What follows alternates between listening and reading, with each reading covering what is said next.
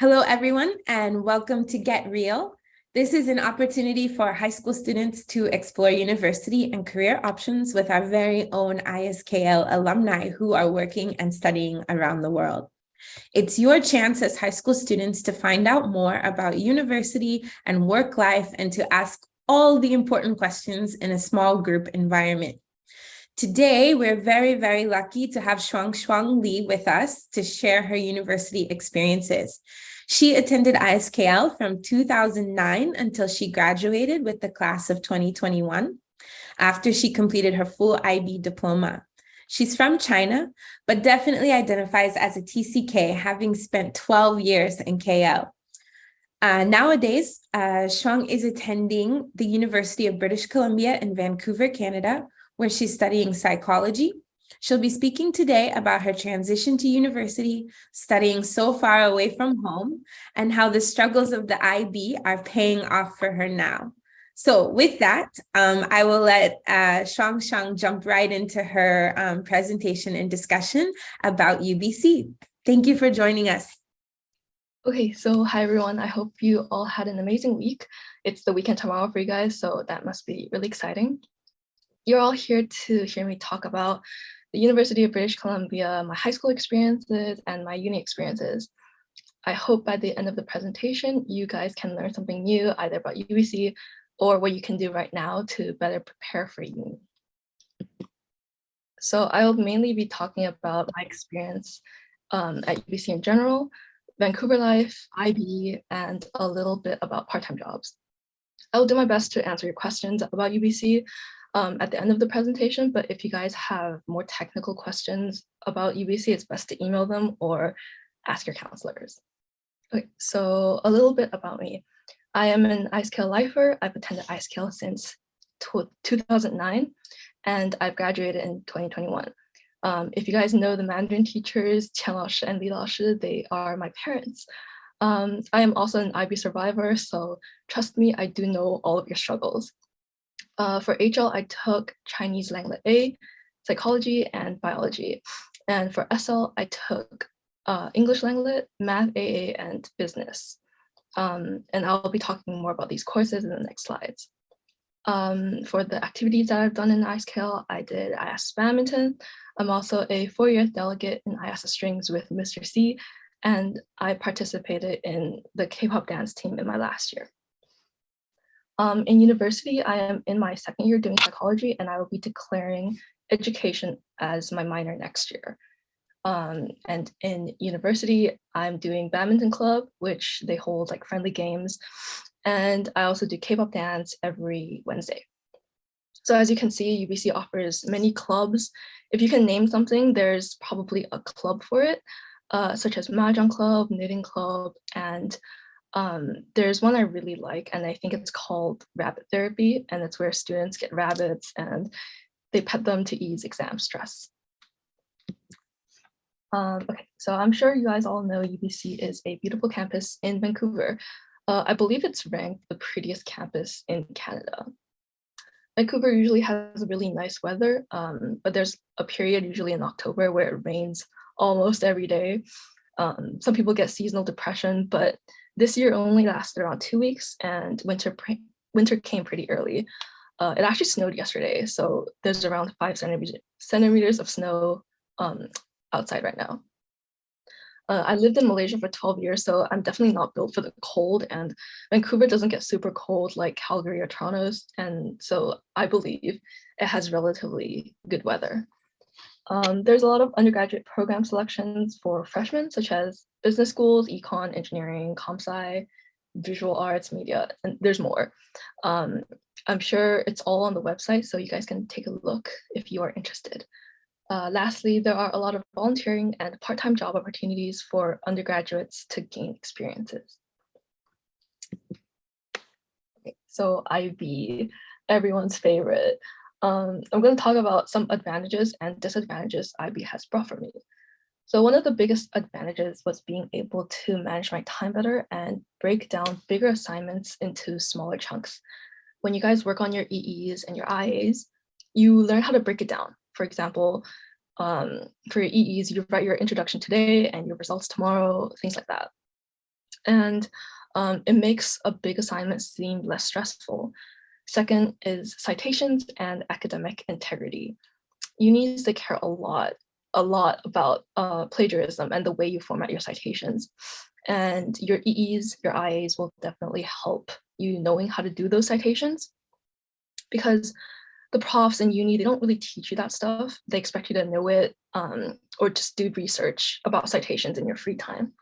So definitely ask your EE mentors or librarian if you have questions about citations, because they're the people you're familiar with, and it can be really intimidating sometimes to ask your profs questions in front of a class with 200 people. Okay. The next advantage I would say is that unis would offer transfer credits from either AP or IB into uni credits. Okay, so what does this mean? Each student needs to complete a certain amount of credits in order to graduate. And for me, that is 120 credits. For example, my final IB for bio, I got a 6. So I was able to transfer 8 science credits into university. So I didn't have to take extra science courses as a psych student, right? So in other words, if you take IB and you get good grades, you can technically skip first year and have less workload compared to someone who didn't do IB. Yeah, so let me know later if this is still a bit confusing. And lastly, you can develop good note-taking strategies to do in uni.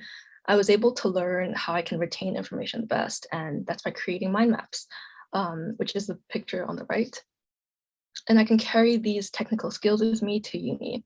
Maybe you type fast, you can type out what the prof says during class, or you remember better if you handwrite notes. And all of these things you can explore, your strengths, your weaknesses in high school or in IB, sorry, before you head to uni. Okay, next are some disadvantages, but I wouldn't really call them disadvantages. Okay, so some people have stereotypes about people who did IB because students would brag about it all the time, and they think they're superior. And sometimes it might affect you, but this is why I'm not really calling it a disadvantage, because if you just be humble, you're good, right? And also people tend to slack off in first year just because they have the assumption that first year uni is easier than IB, so they don't have to try as hard. I would say uni and IB have around the same amount of workload. It's just that IB was more spread out and uni is more concentrated. So your IAs, your Es were all due at separate times, kind of, or you guys had like a soft deadline and then it was all submitted in April. But for uni, people have more assignments due during midterm season and final season versus normal classes. Like for me, I had a final quiz last week, a final psych lab that's due this week, and a philosophy paper due next week. So it's all very compacted. So therefore you have to learn how to manage your time. And yeah.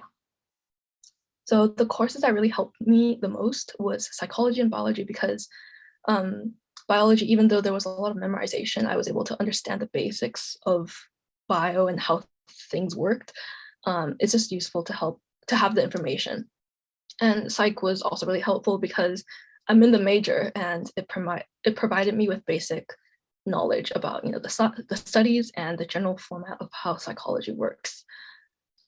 Overall, I think that there are more advantages in doing IB than disadvantages, because it allows you to be ahead of everyone. And I'm not saying this because I'm invited as an alumni speaker, but I'm genuinely really thankful that ISKL offered IB, and I was able to have wonderful teachers that guided me through it.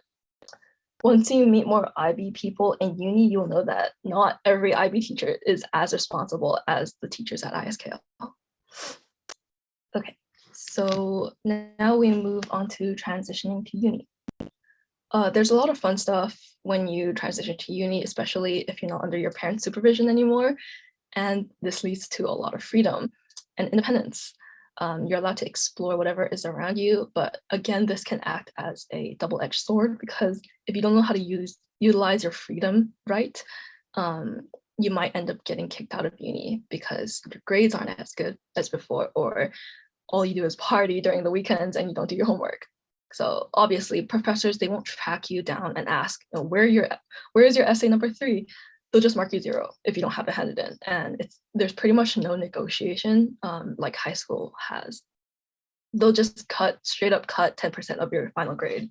So it's always really important to keep your work up in university. And obviously the not so fun stuff includes financing, knowing how to manage your own money, and a lot of everyday stuff that you have to do, such as cooking, laundry, running errands by yourself. When you're home and your parents are doing all this stuff for you, you realize how much work is actually needed. And your responsibility every day as a high schooler is basically to get good grades. But as a uni student, I would often debate, should I write my essay first, or should I go grocery shopping because there's no more food in the house, right? And as I said before, profs don't really care about you like high school teachers do. They don't chase you down because they know you're adults already, and all they do is give the lecture. And if you can't retain the information, they expect you to try harder. But you can always go ask them questions. They're not monsters, So yeah. Lastly, there is always a difficulty of trying to balance your social life and your academics. Some people even choose to do part-time jobs, which take up more time out of their lives. Next, I will be talking about requirement courses and your electives. Okay, so this is my schedule for second year, and typically it will look more packed if you're in a different faculty like engineering. Engineer people, they have their whole day packed, but because I'm a psych student and I did IB, it looks a lot more less packed, I guess. Right now, in term 1, I'm taking one psych course, which is a requirement course.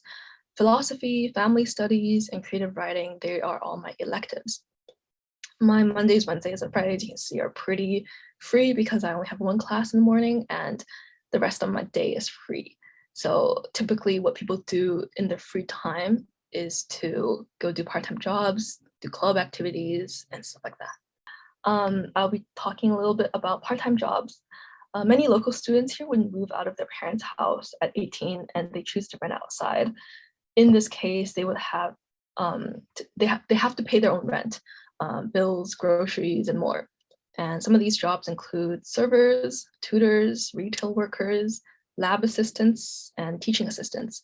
For them, their main purpose of doing this is to survive, but for international students, it's considered an experience that you can write in your resume once you graduate.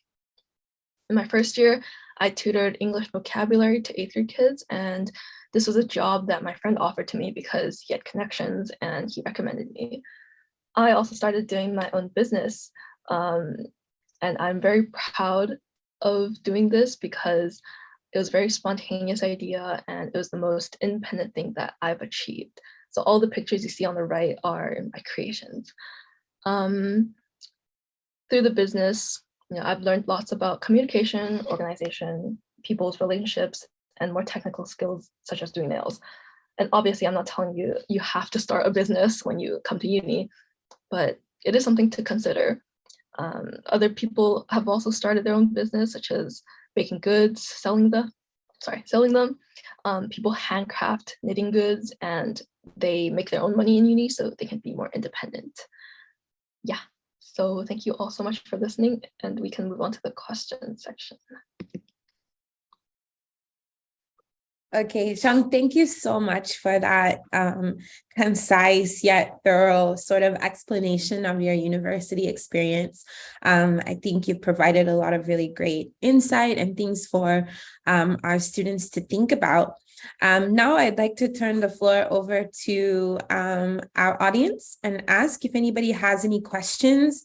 Feel free to just unmute yourself and ask away. If you prefer to type it into the chat, you can do that as well. To get us started, I think there was one question submitted in advance, and it was asking if the cost of your education as an international student is really worth it. Because as most of us know, typically as international students, you pay much higher fees than the local students. So I think that's kind of the crux of what this person was asking is, hey, is it really worth it for me to go to Canada as opposed to my home country, which might be somewhere else? I think Canada is a really good place. And I think compared to America, it has a really good community. So if you're debating between, US and Canada and all that stuff, Canada is a really good choice. I'm not sure about your, wherever your home country is, but I would say that you'll learn lots if you come to Canada. There are a lot of, because Canada is a really big immigration country, so you'll meet lots of people, get lots of connections, and obviously if your family is financially available or they're able to support you in coming to Canada, I think it's worth it. Even though the fees are high, everything is very expensive here, you definitely gain a lot more experiences compared to, let's say, if you were to go to your home country. Yeah. Okay. Thank you very much. Students, any questions? I have a question. How did you deal with the transition? Did you experience homesickness or anything? And also, we miss you in strings class, by the way. We really do. I miss you too. Yeah, I miss you so much. Yeah.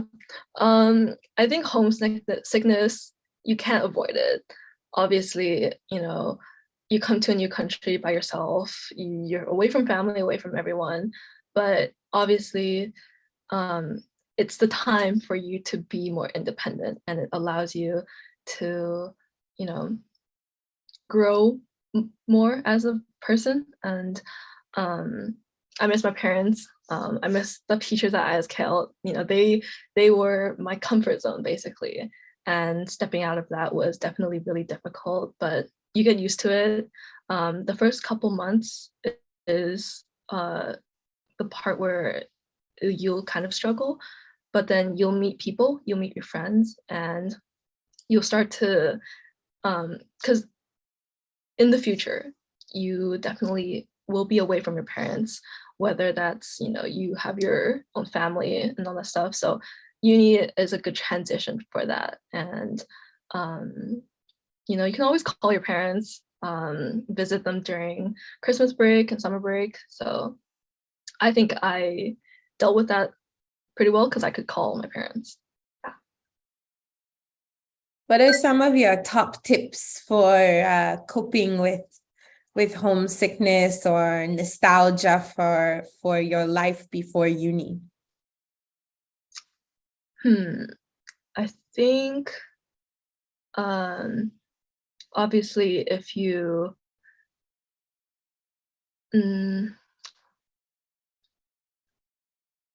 I would say I have a lot of pictures hung up on my wall.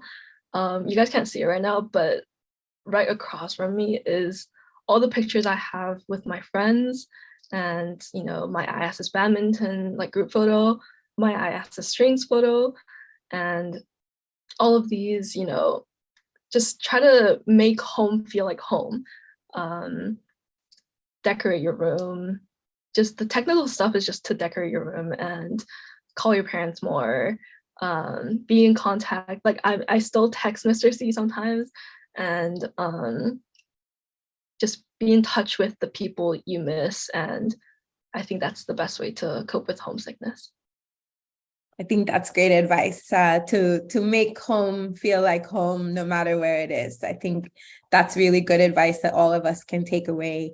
Whether we're living the experience of an international school kid in high school, or we're studying or working somewhere away from maybe where our original home is, you can always make a new home someplace else. I think that's great advice. Are there any other questions from our students? I had one regarding living expenses. I was wondering how much the average monthly expenses might be.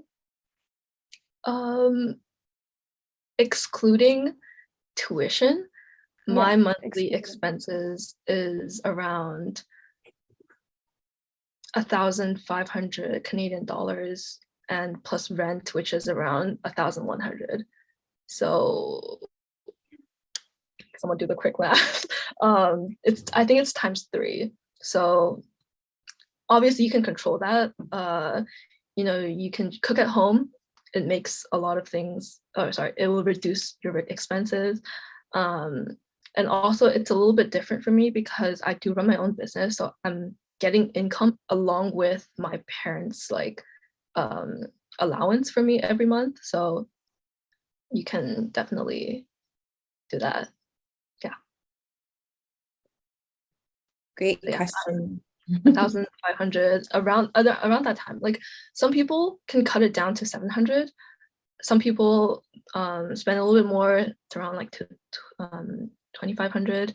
So it really depends on how well you can manage your money and not spend on useless things, basically. Okay, if there are no other questions, I would really like to thank everyone for taking time over your lunch hour to join us today. We'll wrap a little bit early, so maybe you can still sneak in a bite or at least get to your next class on time. And most importantly, I would like to thank Shuang Shuang for calling in all the way from Vancouver, giving up her Thursday evening to make herself available when you guys are available. We're so grateful for our alumni that make time to reach back and be in contact with the current students and give them some real firsthand insight into their experiences in life after ISKL. So extremely thankful for you making time for us today, Shuang Shuang. So with that, we'll wrap it up. Thank you, everyone. If you have any more questions for Shuang Shuang or questions about UBC, obviously you can ask your counselor or you can email the alumni office, alumni@ISKL, and I can also help you to get in touch with Shuang Shuang, who might be able to chat with you via email. So just reach out if you have any questions that you weren't able to ask today, and we'll see you at the next Get Real. Thank you very much, everybody.